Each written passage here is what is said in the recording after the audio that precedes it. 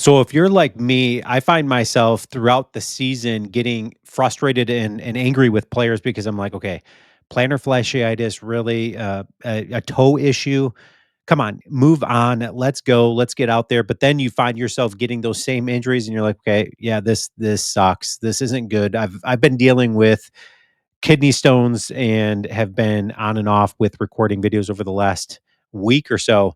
And then you had the 4th of July, all of that. But man, having injuries really does suck. I really hope the Packers can avoid that. And if they do, the Green Bay Packers have a secret weapon nobody is taking serious. What do I mean that by that? Well, PFF put out an article ranking the offensive line ahead of the 2025 season. We talked a little bit about this yesterday when we were talking about the Chicago Bears and how their ranking came about.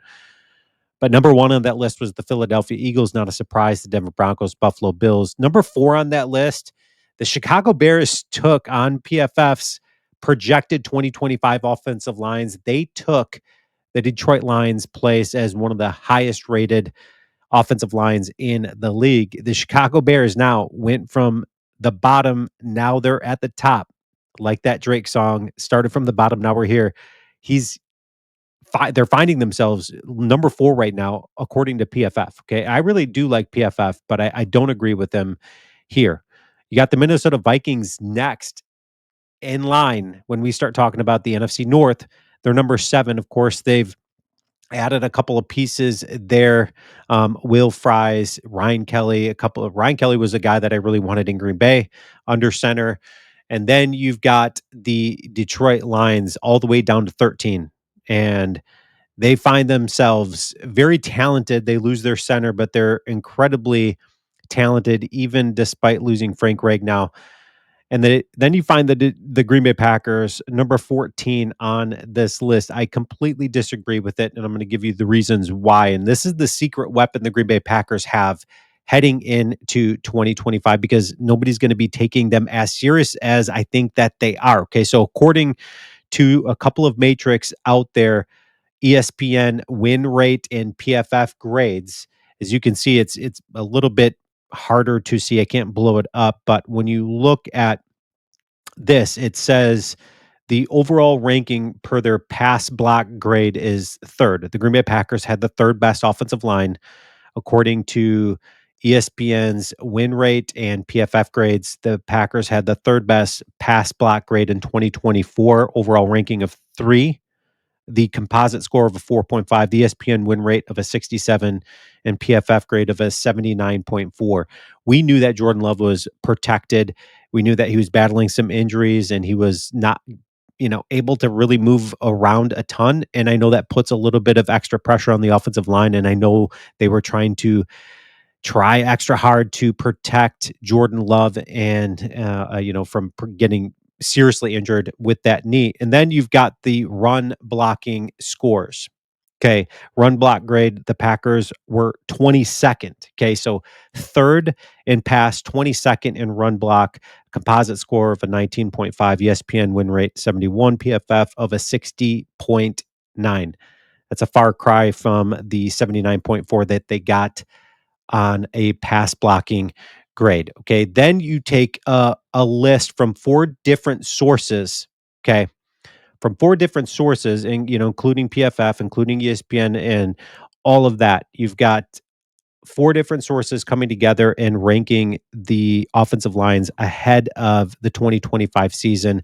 On that list, you got Philadelphia number 1, number 2, the Denver Broncos, then you've got the Tampa Bay Buccaneers, and then you've got the Detroit Lions. So on this list of 4 different sources combining, you got the Detroit Lions number 4 in their rightful place that they were last season. Now, I do think losing Frank Ragnow is certainly going to deter how good they are. I don't think they're going to stay at 4. I think they do drop a bit, but I do think they're certainly a top 10 offensive line.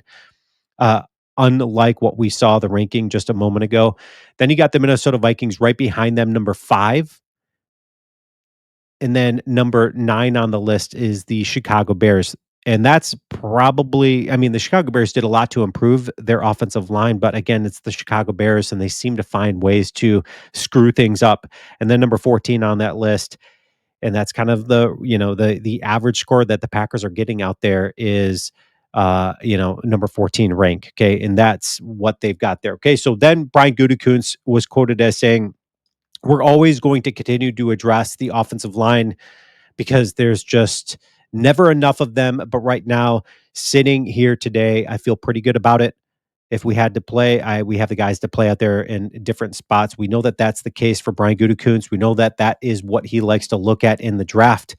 He likes to load up with offensive line guys that can play in multiple positions out on the offensive line. But the Green Bay Packers aren't being taken serious and when it comes to their offensive line rankings, and this is certainly going to be a top 10 offensive line out there, both run and pass block. I really do feel that. I don't see there's not a reason to believe that the Green Bay Packers get worse um, when it comes to their pass blocking grade, because they didn't really lose anybody whatsoever. They lost Josh Myers and Andre Dillard. Those are the two guys that they lose on this offensive line. Josh Myers wasn't doing them any favors. We already know that.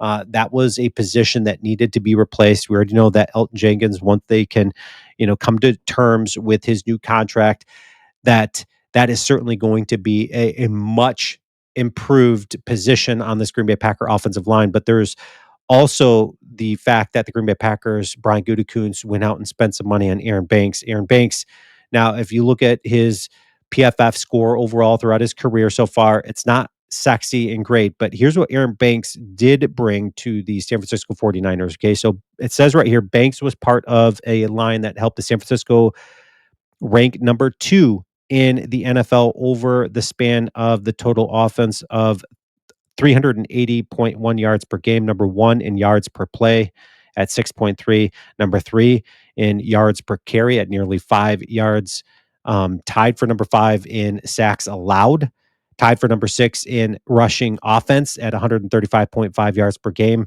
In 2023, he started 16 games for the San Francisco 49ers and was the first team in the NFL to feature a running back, Christian McCaffrey, 2 wide receivers, Ayuk and Debo Samuel, and tight end George Kittle. Each posted 1,000+ yards from scrimmage in a single season. I'm not saying that's what necessarily Aaron Banks is going to bring to the Green Bay Packers, but that is the level of offensive line that Brian Gutekunst is building there. We're not even talking about Jordan Morgan and the expectations that are set for that guy, obviously being selected in the first round. I think this offensive line is going to be that secret weapon for the Green Bay Packers because they're going to open up the pass game for Jordan Love and they're going to open up the run game for Josh Jacobs. Now, Josh Jacobs had to rely heavily on breaking tackles last season, who had the most yak yards out there. And then you add the 1-2 punch with Marshawn Lloyd if he's able to stay healthy. This could be that secret weapon for the Green Bay Packers that's certainly going to change the trajectory of their 2025 seasons and projections heading into 2025. Now, mind you, projections are just projections. We understand and know how good this Green Bay Packer offensive line is. And when you've got outsiders not privy to, really embracing the Green Bay Packer culture and knowing the players that we've got and the talent that we've got on this offensive line, I think this is certainly going to be that secret weapon. I want you guys to leave your comments. Let me know your thoughts. And as always, go Pack Go.